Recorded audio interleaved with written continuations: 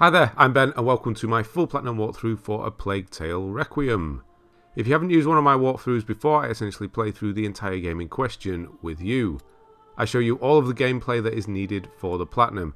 The only things that I do cut out are the cutscenes and extended dialogue scenes. I'll let you know when I'm doing this though, and I will be here with full commentary for the whole guide. Now before we get started, I'm just going to say that difficulty does not matter for the platinum. For the sake of ease, we're going to be playing on the easiest difficulty, which is narrative. Okay, so while this first cutscene and sequence play out, it's going to give me some time to explain what we're doing, as not much happens. In fact, there's not much going to happen until Chapter 3. Sadly, unlike the first game, we can't get the platinum for this game in one playthrough. We're looking at 1.5 playthroughs. This game has a New Game Plus for some reason. I have no idea why. The only reason we need to venture into New Game Plus, though, is to fully upgrade some skills that we never actually use. Anyway, more of those skills and the trophies and things like that to do with the skills in video 3, which is in aka Chapter 3. My videos will be broken down into chapters so it's easy to follow. A good chunk of the trophy list is actually story-related chapter trophies, so you'll be getting one at the end of each of the 17 chapters in the game. So elsewhere, trophy-wise, we have one for each type of collectible. We have flowers, we have feathers, we have secret chests, and we have souvenirs. If we do miss, or if you do miss any of these, you can actually use chapter select to go back and get them. I will, of course, point them out as we go, so you should not miss any. The only ones that aren't trackable are the secret chests, of which there are 10. But again, I will point them out. Now, you can go into New Game Plus and pick up the flowers, the feathers, or the souvenirs. If you've missed them, you can do those there. But the secret chests need to be done within the same save file. So when we do New Game Plus, it's going to start a separate save file. So you can go back again. So don't worry about all that. I'll explain that towards the end as well. Then we have trophies for upgrading all of our equipment. So sling, crossbow, things like that. There is only one type of upgrade material this time around, which is good. Pieces, they're just called pieces.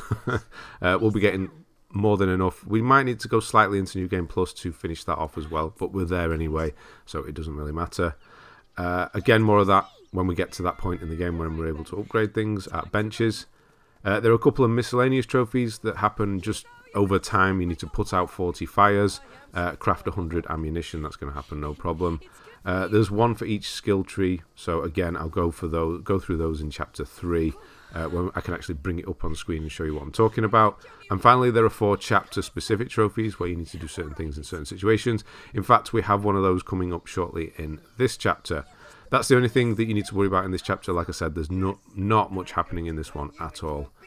As always, I have the prompt in the top corner letting you know what to expect next, trophy or collectible or something important. I'm not going to be putting all materials up there. You'll know what I mean later on with all materials. There's lots of crafting materials and things like that. We'll have more than enough on this difficulty. Only important things like knives and pieces and trophies will go up there, collectibles and things like that. So not everything. And as always, there will be timestamps, so you can just kind of, if you've missed anything, look back, what have you. So yeah, right. That's all the explaining done. So it's kind of onto the full narration, and we'll get back to this properly. So while I've been wittering on, you probably noticed that we've run down. This is the beginning, so if you did play the previous game, then you'll recognise the characters. We have Amicia, we have Hugo, we have that guy who I can't remember his name right now. It'll come to me in a minute. Yeah, basically this first part is just hide and seek. This is all fun and games. Nothing bad has happened yet. They're in their kind of new life after the first game. This is just a stealth sequence, basically. That's all it is. It's teaching this whole first and second chapter, really, teach you about the gameplay mechanics, which is kind of to be expected. A lot of slow gameplay in the first 2. We will be killing people in the Lucas, that's the guy's name. We will be killing people in the second chapter. We do actually kill people in this chapter as well, but it's all very linear. The whole game is actually very linear, but we're not doing anything intense and things like that. So it's a little bit of a chase sequence and things in this bit, and then in the second one it's a bit slower. But when we really get going is Chapter 3, when the skills kick in, because with each enemy encounter you get a part of your skill upgrades. I said I'd go into this more in Chapter 3, but while there's nothing happening, I might as well explain some of it. There's 3 skills: opportunism, aggression, and stealth, basically, or pacifism, as I like to call it. It's not called that, I just can't remember what it's called right now. The top one. Yeah, so with your enemy encounters, you either are passive, so you don't do anything, you don't kill any of them, that will upgrade that one. You're aggressive, that's gonna, you know, you fully go for it and kill all the people, that's gonna upgrade that one. Or now it's weird, the game doesn't really explain it very well, but you're supposed to be an opportunism, so you use fires or rats or things like that to kill the enemy, but it doesn't actually work like that, sadly. I've messed around with it trying to figure it out because it's a mess. And I think essentially what it comes down to is how many people you kill, which is pointless at that point. It's not opportunism, it's just a percentage of the people that you kill. Anyway, more on that in Chapter 3. This is our first trophy.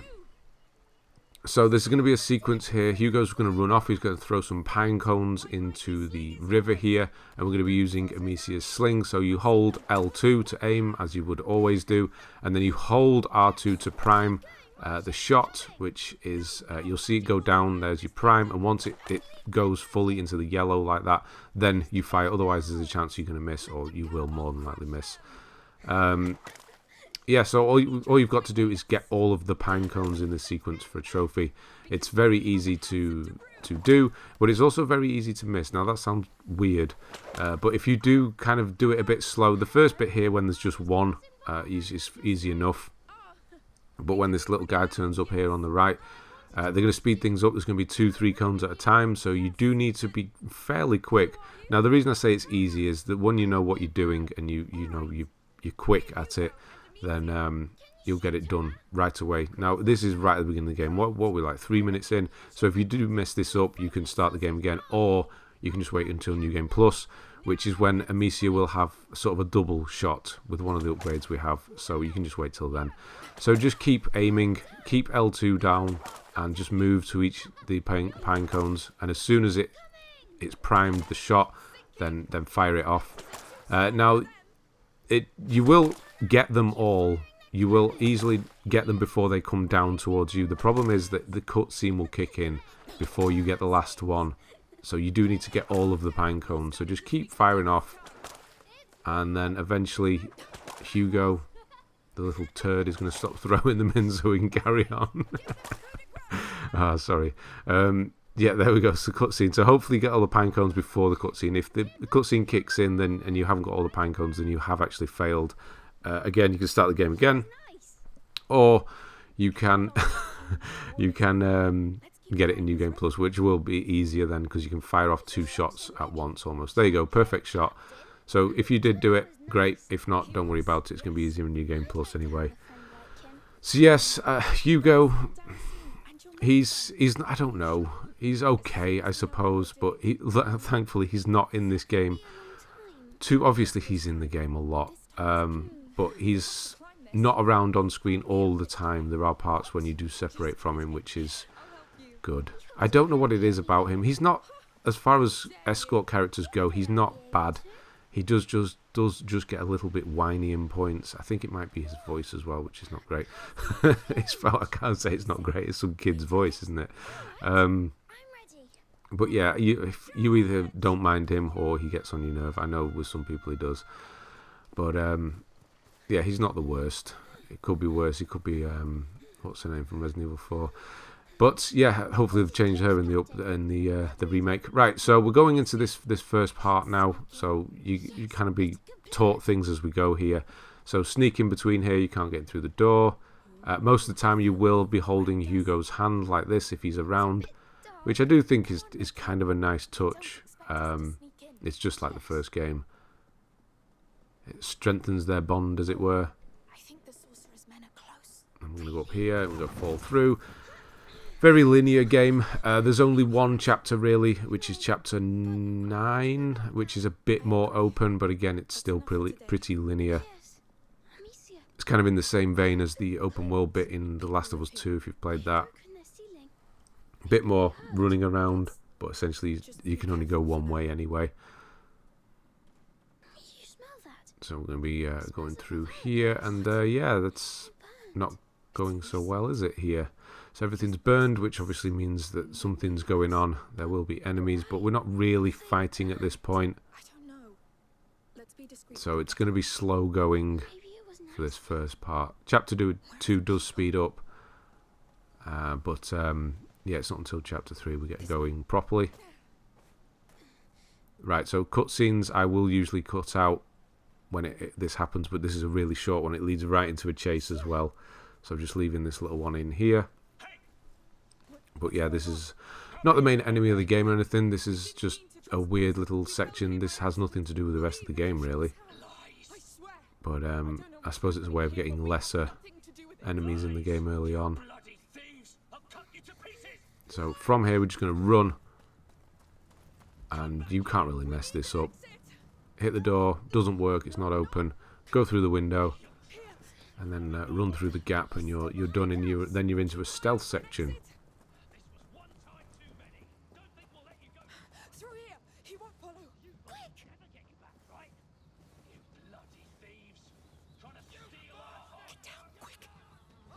Oops, yep, stay down. Yeah, so duck is crouch is circle. It automatically makes you crouch there, so don't worry about pressing circle. That's why I came back out the grass again.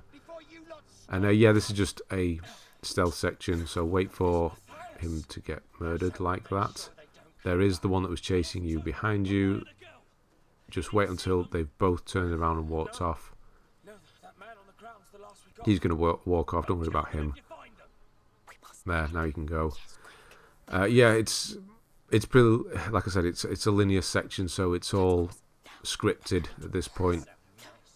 So if you go through the grass, he's always going to walk that way. The other two are always going to walk away. And then when you get to this point, the one onto the right is going to walk off to the left. It's going to clean up or clear up, so we can just walk straight into this house.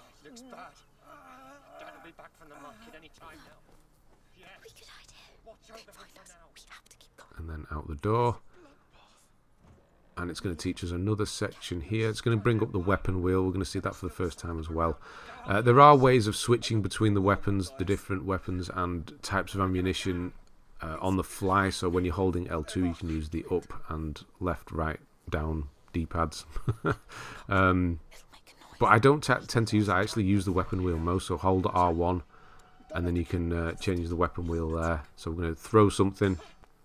So the reason we throw here, we use our hand as opposed to the slingshot, is that the slingshot makes a noise. It obviously makes that crack, the speed of sound. So yeah, the enemies hear that. So if you ever want to stealth and distract, you'll need one of those conveniently placed crates of metal to distract them. Unfortunately, it doesn't really work with just throwing stones around, which is a bit weird, but there's other things. We do feel quite overpowered in this game, I must say. I know we're playing on the easiest difficulty. That is going to obviously help it. But yeah, we never run out of things we can do that are ridiculously powerful, really. So the game is not difficult. There's nothing missable either, apart from the skills tree, which is quite hard to miss, but it is technically missable because after New Game Plus, there is nothing. So if you haven't got all your skills by the end of New Game Plus, so two full playthroughs, then you will miss one of those skills trophies. But, of course, don't worry about it. I'm going to help you out. We're not going to miss them. We're going to work on a specific one, because if you mess the specific one up, say the middle one, the opportunism one, then it will fall to either of the other two. So anyway, with that bit there, if a guy walks towards you and you're hidden, you can use triangle to distract with a stone. That's what that little tutorial was there. It's not something I actually use too often, really. Again, in this difficulty, it's not difficult, so you can just run most of the time. Throwing a pot is not something. So yeah, this is, if you want to distract somebody, you can't just throw a stone, which would work. No, you have to throw a pot, which pots are really good because, again, we'll be crafting later on, and pots make bombs, basically. Rather than using your slingshot and a fiery stone, you can use a pot and fill that with fire, and it's much better. It's like a grenade almost. So yeah, pots are really helpful.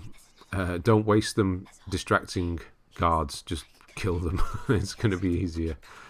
So at this point here, we're using L1 and triangle to send Hugo through here. So whenever we have a partner, it will change. We will get different people with us. They will have an ability that will help in certain situations. Hugo's is the power of being small, so he can just crawl through little sections there and let us into usually secrets later on. And then we're nearly done, really. Yeah, we are really nearly done. So all we're going to do is walk down here. There's going to be a cutscene once we go through this gate. Now, once this cutscene plays out, we do have a really, really slow section, which is... Yeah, I'm going to keep it on because technically it is gameplay. So yeah, there's going to be a sequence there. Hugo's going to lose his mind. And the rats are going to come back. So it's been awakened. Both, maybe. And then we've got this little sequence which is just Hugo running, chasing after a phoenix. And it's quite slow. It's one of those sequences where he stops every few seconds. Well, it's not every few seconds. It's every once in a while to just let you know that his head hurts that little bit more. It's, yeah, I know it's supposed to be for dramatic effect and everything like that, but yeah, sometimes you just want to, especially when I'm recording or going through a guide like this, you just want to get through these sections. It's like Resident Evil 7 all over again when we're following Mia at the beginning. Yeah, you just want to get through, especially in New Game Plus, and you're doing things like this. This is I don't understand why games have New Game Plus when they have really slow sections like this. And this game does not need New Game Plus. You will understand once you've played it through the first time. Obviously, it's going to be spoilers if I tell you now. But it does not need one. And it also kind of doesn't make sense. So, yeah. There you go. Yeah, so he's holding his head a bit more. All we've got to do is get down to that tree down there. But he's going to get slower and slower. You think you're almost there, and then he gets slow. It's like, I suppose it is quite like those dreams. You ever had one of those dreams where you can't get to something, or you run and you're really slow and you can't get to it? I suppose it's a bit like that. Realistic, as it were. As real as a dream can be, anyway. Oh no, don't know. Come on, Hugo. Don't fall over now. We were almost there. All you got to do is get to that water, and then we're done. So obviously it's coming back if you've played the first game. If you haven't played the first game and you're playing this one, honestly, I would go and play the first one. I have a guide for that as well. A bit of self-advertisement there. No, play the first one. It's not that it doesn't make sense or anything. It's just going to make more sense if you do. It's good. So yeah, try that one first, then come back. Can't be nearly there. No. No. Oh, right. Anyway, he's going to crawl to the water now. Then there's going to be a cutscene. Now, after the cutscene, there is a sequence I am going to actually cut out. It's when you're on the back of a cart. We're all back together again. The mother, Amicia, Hugo, and I said Victor. Nope, that was an author, Victor Hugo. Lucas. There's going to be a cart sequence, which is, I'm counting it as a cutscene, really. It's an extended dialogue. All you control is the camera. You're just following along in a cart. You can't do anything. Nothing happens. It's just basically an interactive cutscene. So I've cut that out. And then you will get chucked off the cart. And then we're back into stealth mode again. And that's where we're picking up here. I know I could have cut out the Hugo sequence, really. But we were doing a bit more. We were actually doing something. I like to keep all of the gameplay in when there is gameplay. So you can go two ways here. You can go either left or right. Left is probably easier, so I go right. No, it's not too... I do mess this up a bit. I don't know why, but they do see me a bit. So I didn't need to throw the stone there. That was the problem. Because he's facing the other way. Don't throw the stone there. It's because I do this here and get seen slightly by that guy up there for some reason, even though he's not even facing me. No, you should throw the stone at the second point in the grass, because then I've messed the sequence up here a bit. But you could probably, honestly, just run and head for where I'm about to drop down and you'll be fine. It's not like you're getting any of the skills at this point. So if we were to do this and the skills were active, we would be getting the stealth skill because we're not being seen and we're not killing anyone. So it would be pertinent then, but at this point it's not. So we probably could just run and jump off the edge as long as the guy's not in the way. You can see he has seen me up there, which is a bit annoying. It's because I messed the sequence up. So I'm just going to go for it. It's fine. Well, I think one of them does spot me. Definitely starts building up anyway. And off we go.